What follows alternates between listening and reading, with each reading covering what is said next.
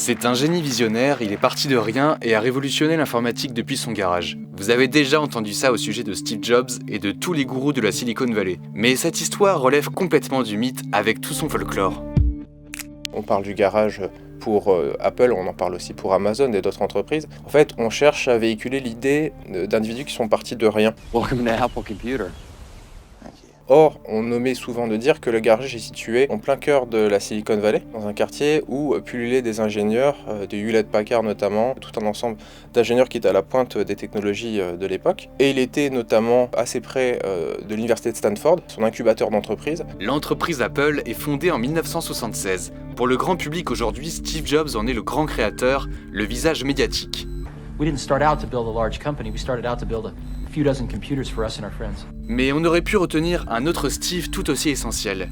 L'informaticien Steve Wozniak qui a conçu le prototype de l'Apple One, ou Mike Markkula, un autre ingénieur chevronné, également actionnaire et financier. Mais le storytelling d'Apple a progressivement évincé l'ingénieur et le gestionnaire au profit de l'entrepreneur. L'entrepreneur, c'est une figure qui est héritière du courant littéraire romantique. C'est quelqu'un qui se dresse face au monde, qui guide le monde, et qui est créateur, inspiré, et qui est beaucoup plus proche en fait de l'artiste que de l'homme d'argent ou de l'homme d'industrie. Associer un visage à une marque, vendre une histoire originale pour mieux incarner l'entreprise, Apple ne fait que reprendre une vieille recette publicitaire. On va incarner par exemple Apple à travers la publicité de 1984 sous les traits d'une jeune femme dynamique et rebelle.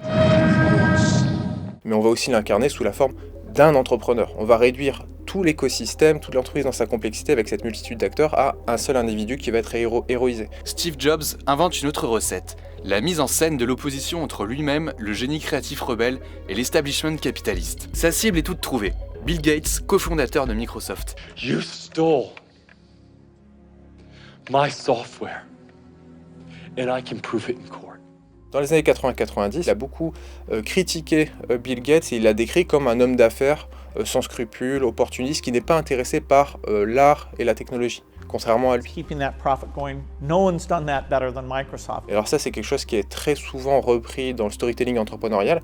Par exemple, vous prenez Elon Musk, ces dernières années, c'est quelqu'un qui, quand il est attaqué par Bernie Sanders comme étant un accapareur, il va répondre qu'il n'est pas motivé par l'argent, mais que sa mission, c'est de faire de l'homme une espèce multiplanétaire. Steve Jobs met en avant des origines modestes, reprenant le mythe de l'autodidacte parti de rien, comme Thomas Edison ou Andrew Carnegie au XIXe siècle. Ses parents étaient issus de la classe moyenne. Son père, qui est souvent décrit comme un garagiste, était effectivement un garagiste au début, mais il a évolué en tant que technicien, et c'est un technicien de haut niveau. Souvent, ces entrepreneurs sont issus de la classe moyenne éduquée ou de la moyenne bourgeoisie.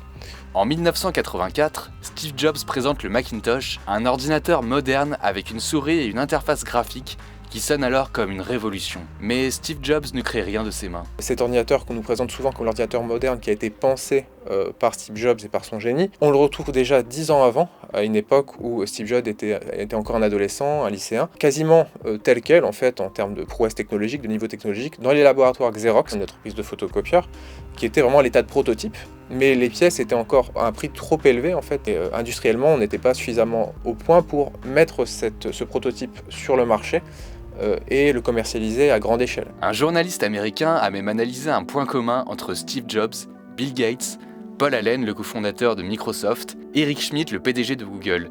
Ils sont tous nés entre 1953 et 1956 et sont arrivés sur le marché au meilleur moment, entre 1976 et 1978. C'est le moment où, au niveau de l'industrie des composantes, l'industrie électronique, on a une miniaturisation et une baisse des coûts qui est suffisante pour générer, produire à grande échelle des micro-ordinateurs, des ordinateurs personnels, et les produire et les marketer en masse. Et donc on a cette fenêtre. Et si finalement les entrepreneurs de la Silicon Valley n'étaient pas des surdoués visionnaires, mais plutôt des acteurs qui se sont trouvés au bon endroit au bon moment. Thank you very much. Et avec un bon sens du storytelling.